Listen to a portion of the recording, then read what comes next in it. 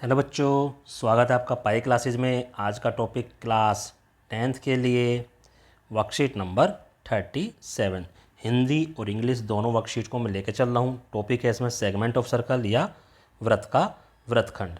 तो वृत्त का वृत्तखंड होता क्या, आइए समझते हैं हम आगे।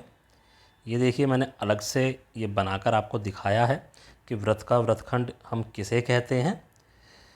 तो देखिए, ये इस तरह से सर्कल है।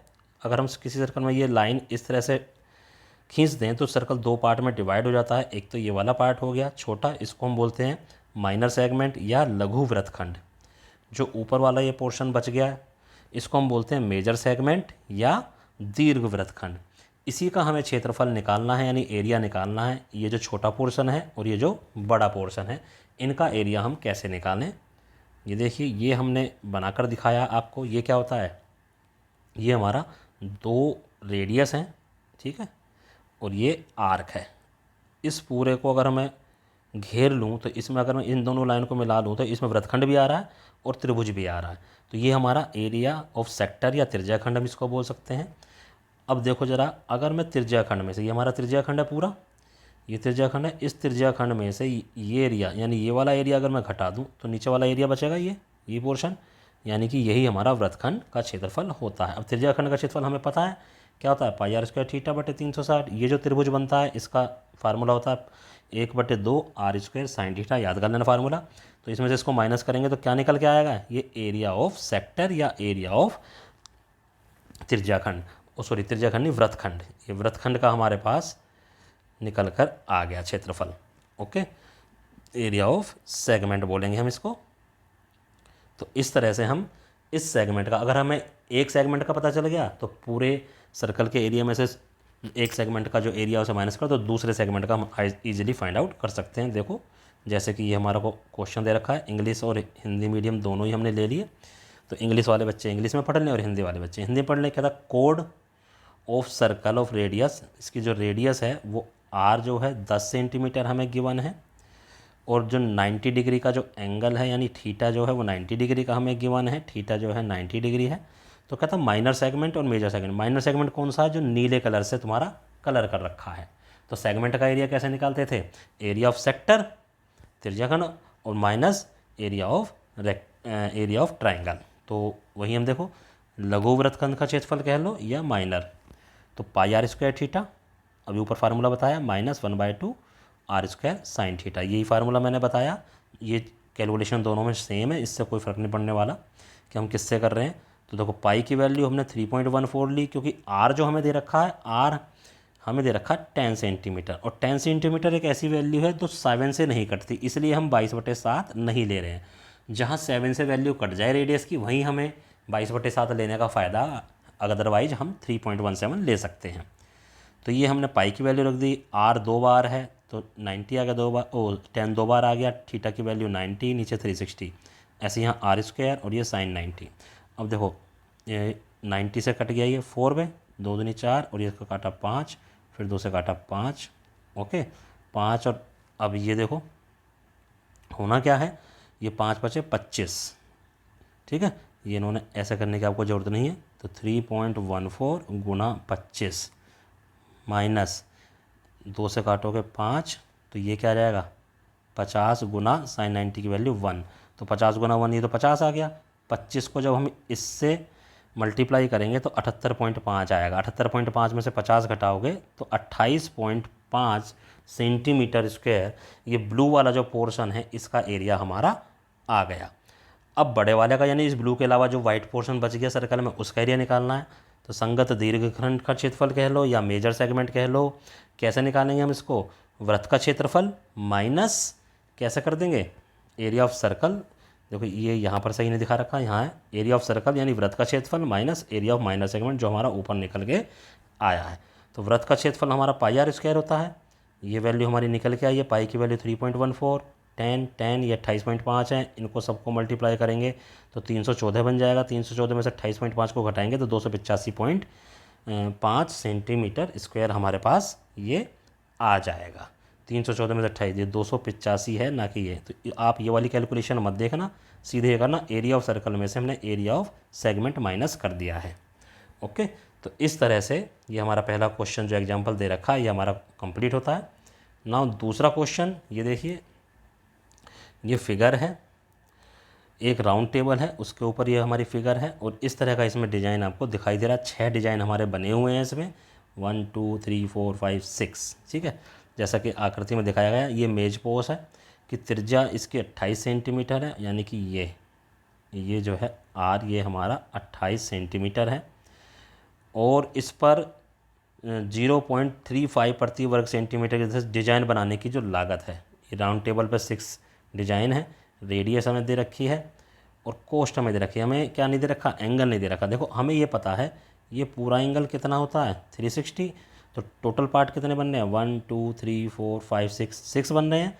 तो अगर हम इसे 6 से डिवाइड कर देंगे तो एंगल निकल जाएगा, टोटल नंबर ऑफ डिजाइन 6, तो एंगल निकल गया AOB। एंगल AOB ये वाला होता है, इसको हम थीटा ले लें और ये हमारा आर है। आर तो हमें दे रखा है 28 सेंटीमीटर, थीटा भी हमारा 60 निकल गया और डिजाइन की वैल्यू हमें दे रखी है। अब क्योंकि ये एक समबाहु त्रिभुज है तो अब आप एक पार्ट पर कंसंट्रेट करो, जैसे ये, ठीक है। तो इस पूरे पोर्शन में से हमें ये नीचे वाले का एरिया निकालना है। कैसे, वही त्रिज्याखंड का क्षेत्रफल, ठीक है, जो त्रिज्याखंड का क्षेत्रफल माइनस 1/2 r² साइन थीटा, उसी मेथड से हम इसको निकालने वाले हैं। देखो कहता क्योंकि ये एक समबाहु त्रिभुज है, अतः त्रिभुज AOB का क्षेत्रफल इन्होंने समबाहु त्रिभुज वाला फार्मूला लगा दिया है यहाँ पे इजीली। त्रिभुज का निकालने के लिए यहाँ 1/2 r² साइन थीटा इन्होंने नहीं लगाया, उसको भी आप लगा सकते हो। तो समबाहु त्रिभुज है, समबाहु त्रिभुज का क्षेत्रफल √3/4 a² भी हम लगा सकते हैं। तो √3/4 28 का स्क्वायर, 4 से इसको भाग करा, वर्गमूल से मल्टीप्लाई कर दिया। जो √3 होता है इसकी वैल्यू होती है 1.73, तो 1.73 इसकी वैल्यू आ गई। और 4 से ये एक्चुअल में कैसे बनेगा, √3/4 गुना 28 गुना 28, 4 से इसको काट दिया 7।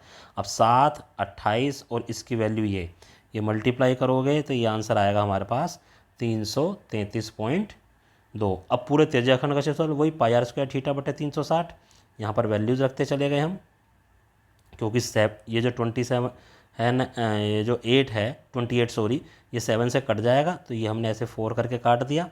इधर ये 1/6 बन गया, 22/7 का 22 बच गया, 7 से कट गया 4 आ गया, तो 28 और 4।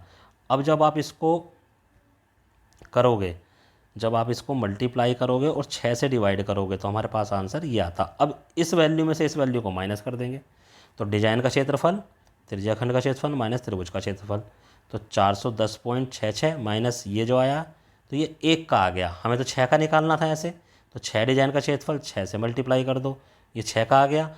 अब इसको जो पैसे लग रहे हैं लगाने में वो थे हमारे 0.35, इससे मल्टीप्लाई कर दो, that will be your answer. कहने का मतलब ये है, इन्होंने डायरेक्ट फार्मूला, देखो हम अब तक क्या कर रहे थे, जो हमने ऊपर वाले क्वेश्चन में करा था, हमने 1 का क्षेत्रफल निकालने के लिए हमने फार्मूला ये लगाया था πr² θ/360 1/2 r² साइन थीटा, पहले क्वेश्चन में करता। इन्होंने यहाँ पर इसके प्लेस पर फार्मूला यूज कर लिया है ये, क्योंकि समबाहु त्रिभुज है, इक्विलैटरल ट्रायंगल है, उसका फार्मूला हमारे पास डायरेक्ट होता है, और कुछ भी नहीं है। फार्मूला यही है, इसकी वैल्यू निकाली माइनस इसकी वैल्यू निकाली, 1 का डिजाइन का क्षेत्रफल आ गया, एरिया आ गया, ऐसे ही 6 से मल्टीप्लाई कर दिया, 6 का आ गया, और फिर इसे 0.35 से भी मल्टीप्लाई करेंगे बाद में। नाउ डू योर सेल्फ, ये क्वेश्चन दे रखे हैं हमें इंग्लिश के और हिंदी के, आप पढ़ लीजिए। जो पहला पोर्शन है वो ये है, जो ये शेडेड पोर्शन है, हमें इसका एरिया निकालना है, ठीक है। और इसकी जो रेडियस है वो दे रखी है। रेडियस क्या है, यहाँ से लेकर यहाँ तक कह लो या यहाँ से लेकर यहाँ तक कह लो, ये हमारी रेडियस है 62 सेंटीमीटर।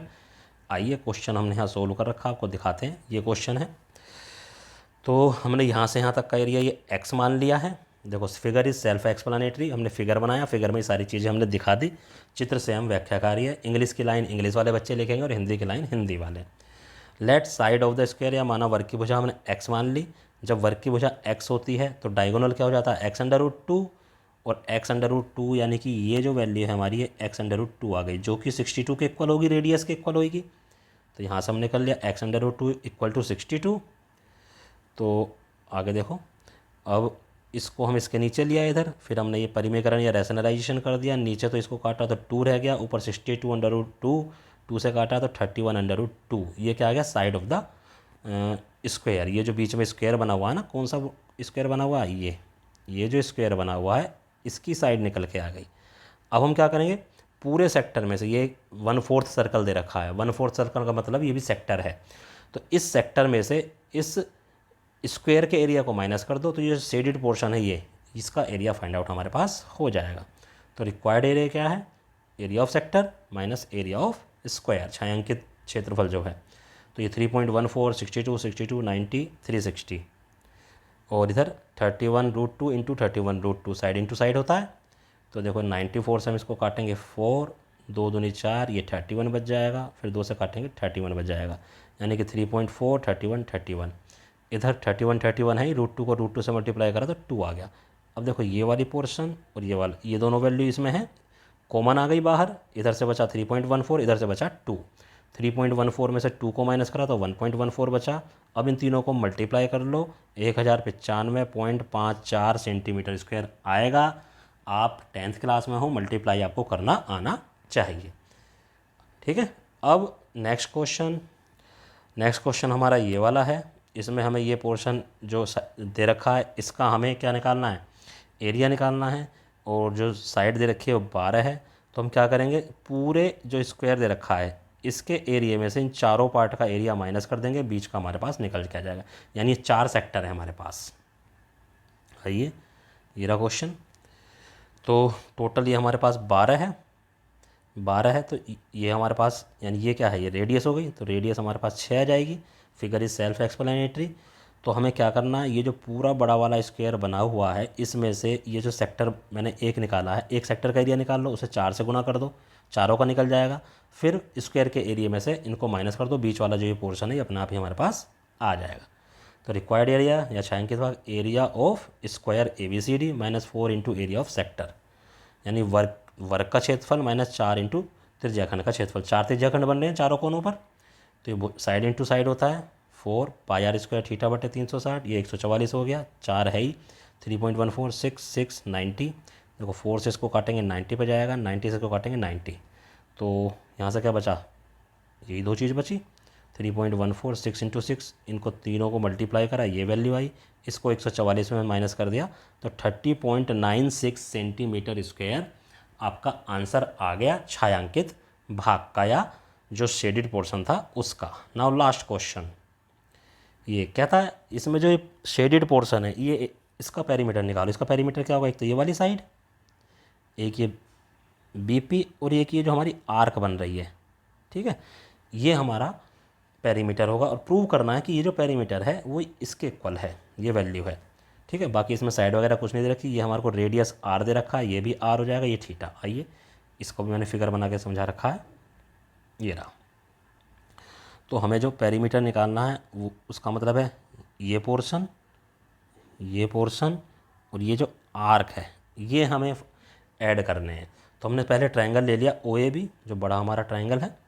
तो इसमें tan थीटा की अगर वैल्यू मैं निकालूंगा, tan थीटा क्या होता है, देखो ये हमारा साइन होता है, ये हमारा कोस, ये tan, परपेंडिकुलर अपॉन बेस, लंब बटे आधार, ये हमारा लंब है और ये हमारा आधार, यानी AB/OA।